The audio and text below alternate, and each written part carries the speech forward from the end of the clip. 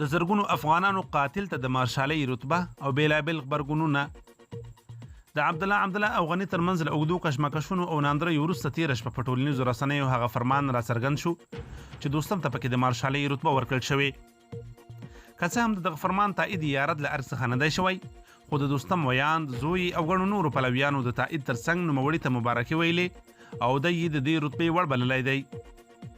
د دې ترڅنګ اوس اکثریت افغانانو دوستم ته د دغې رتبې په ورکړې خواشیني ښودلې، غني یې تقبیح کړی او نور بېلابېل غبرګونونه یې ښودلي.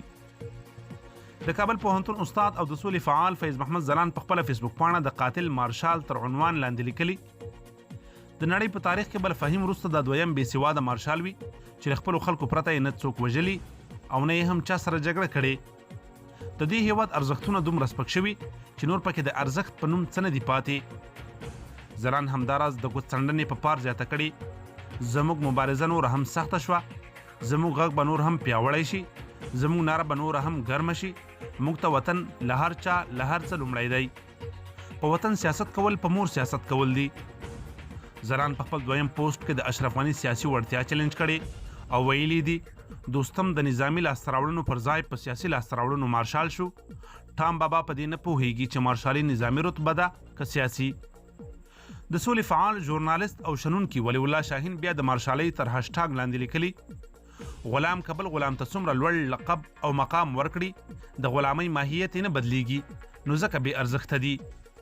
د سولې بل فعال او لیکوال شفیع اعظم بیا د حاکم ټیم وروستی هڅونکې تېروتنې راخیستي او ویلي دي: تاریخ به ولیکي چې ډاکټر غني د خپل واک دواړه دورو کې ټامي او دو تابعیته ځوانانو ته وزارتونه، معینتونه، ریاستونه او میلیونونه ډالر شتمني او برعکس خپلو وطني ځوانانو او پلویانو ته یې مقام، کور او کلي کې صرف بدی او یو عمر دښمنۍ په میراث پرېښودې.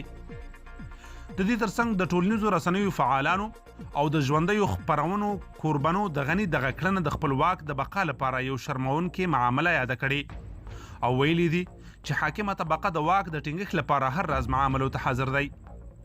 دوستم ته د شمال امپراتور او د زرګونو افغانانو قاتل ویل کیږي. ډیرو افغانانو بیا د دشت لیلې بوګنونکې کیسې لیکلي او تأسف یې کړی چې د اشغال له امله جنگي جنایتکاران، قاتلین او ناموس وژونکي په لوړو رتبو نازول کیږي. ځینې سرچینې بیا وایي چې یاد فرمان نږدې 3 اونۍ وړاندې لاسلیک شوی، لیکن د نه اعلانېدو یوازینی لامل د عبدالله او غني نوي رامنځته شوي اختلافات دي او که یاد اختلافات ژر حل نشي، اړتیا ده چې امریکا او متحدین د حل لپاره یو ځل بیا مداخلې ته راوړاندې شي.